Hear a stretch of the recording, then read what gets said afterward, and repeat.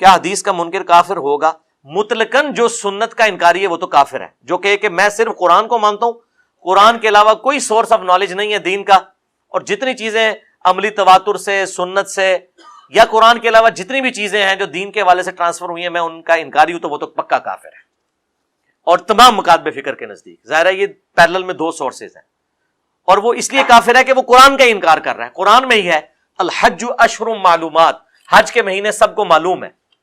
قرآن نے نہیں حج کے مہینے بتائے، سب کو معلوم تھے. عرب کے لوگوں کو پتا تھا حج کے مہینے کون سے ہیں.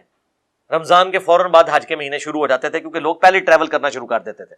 ویسے تو آخری وہ 10 دن کریٹیکل ہے نا، ذوالحجہ کا جو پہلا عشرہ ہے، لیکن اس سے پہلے ہی لوگ قافلے نکل پڑتے تھے، تو ان سب کو حج کے مہینے کہا جاتا تھا.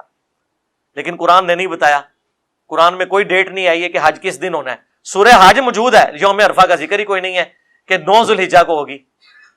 تو یہ کس سے چل رہی ہے؟ سنت سے. نماز کا طریقہ سنت سے، سنت کا ہی ریٹن ریکارڈ ہے احادیث. لہٰذا مطلقاً تو سنت کا انکاری کوئی بھی نہیں ہے. غامدی صاحب بھی نہیں ہے. غامدی صاحب کا بھی یہ موقف ہے کہ سنت کا انکار کرنے والا کافر ہے. ہاں رہ گیا چند احادیث کا انکار کرنا، تو وہ کیا حنفی نہیں کر رہے ہیں رفع الیدین کی حدیثوں کا انکار؟ صرف غامدی صاحب کو کیوں ٹارگٹ کیا جاتا ہے؟